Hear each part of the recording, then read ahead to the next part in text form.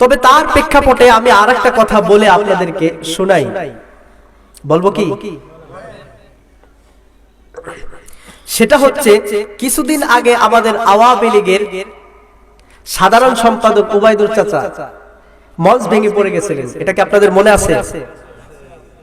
আমি আপনাদেরকে একটা কথা বোঝাবো, যার কারণে বলতেছি, রাজনীতি কথা না। আচ্ছা বলুন তো, এই ব্যক্তি পড়ে যাওয়ার কারণে, এই ব্যক্তি পড়ে যাওয়ার পিছনে কি উদ্দেশ্য ছিল? বিএনপির কোনো হাত ছিল? জামাত ইসলামের কারো কি হাত ছিল? না। তাহলে পড়লো কেন?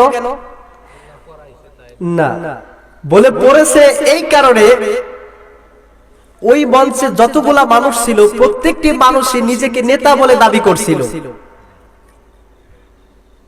আর যারা কর্মী তারা ছিল মাঠে, এবং যারা নেতা তারা হয়েছিল কি উপরে ছিল। তো এত নেতা হয়েছিল, তার সঙ্গে এত নেতা উপরে উঠছিল যে মঞ্চ আর নিজেকে কন্ট্রোল দিতে পারছিল না, এই জন্য ভেঙে পড়ে গিয়েছে। বুঝতে পেরেছেন কি? এখান থেকে বুঝবো কি, আমাদের সমাজে যেটা চালু হয়েছে, আমরা সবাই নেতা হতে চাই কিন্তু কর্মী কেউ হতে চাই না। এটার কথার প্রেক্ষাপটে কি? সেটা হচ্ছে সকলেই আমরা ওয়াজ জানি কিন্তু কেউ মানতে চাই না। সকলেই নেতা হতে জানি কিন্তু কর্মী কেউ হতে পারি না। একটা গল্প বলি।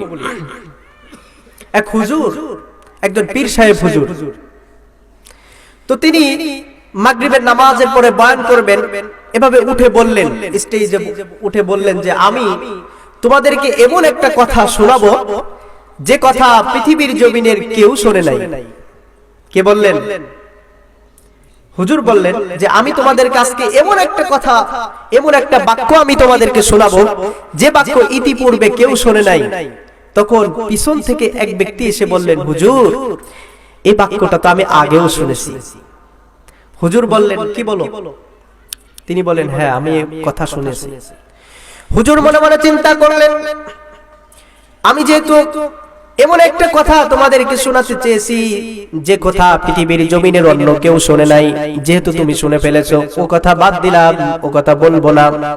হুজুর আবার বক্তব্যে বললেন, আমি তোমাদেরকে এখন এমন একটা কথা শিক্ষা দিতে যাচ্ছি, বলতে চলেছি যে কথা পৃথিবীর জমিনের কোনো কেউ পড়ে নাই। পিছন থেকে ওই ব্যক্তি আবার এসে বললেন, হুজুর কি বলেন? এ কথা তো আমিও পড়েছি। সুবহানাল্লাহ কবেন না? এ কথা তো আমিও পড়েছি। তো পড়া ভালো না খারাপ? জানা থাকা ভালো না খারাপ? হুজুর মনে মনে চিন্তা করলেন, কি বলো বাসা ধন, আমি তো তোমাকে ওই কথা বলতে চলেছি যে কথা পৃথিবীর জমিনের কোনো কেউ পড়তে পারে নাই, কোনো কেউ জানতে পারে নাই, সে কথা তোমাদেরকে বলবো। ঠিক আছে, তুমি যেহেতু পড়েছো এবং শুনেছো দুটাই বাদ, এবার আমি তোমাদেরকে এমন একটা কথা শোনাবো যে কথা আমি নিজে আমল করেছি এবং তোমাদেরকেও আমলের দাওয়াত দেব। বলেন আলহামদুলিল্লাহ। তিনি বললেন যে আমি তোমাদেরকে এখন এমন একটা কথা বলতে চলেছি যে কথা আমি নিজে আমল করেছি এবং তোমাদেরকে আমলের দাওয়াত দেব। তো তখন পিছন থেকে ওই বাসাতন আর আসে না। হুজুর চিন্তায় পড়ে গেলেন, কারণ কি? যখন আমি বললাম এমন একটা কথা তোমাদেরকে শোনাবো যে কথা ইতিপূর্বে কেউ শোনে নাই, পিছন থেকে বাচ্চাদান এসে বললেন, হুজুর এ কথা আমি শুনেছি। এরপরে যখন আমি বললাম এমন একটা কথা আমি তোমাদেরকে শোনাবো যেটা আমি পড়েছি কেউ পড়ে নাই, পিছন থেকে ওই ব্যক্তি এসে বললেন, হুজুর আমি পড়েছি। আর তৃতীয় নম্বরে যখন বললাম, হুজুর আমি এমন একটা কথা তোমাদেরকে শোনাবো কিন্তু এ কথা আমি নিজে আমল করেছি এবং তোমাদেরকে আমলের দাওয়াত দেব, তখন তো আসে না। ব্যক্তিকে ডাকা হলো, তুমি কে ছিলে? তুমি যে এই কথা তৃতীয় নাম্বার কথা যখন আমি বললাম তখন তো তুমি আসতে পারলে না, আসলে না, বলে তুমি কে ছিলে?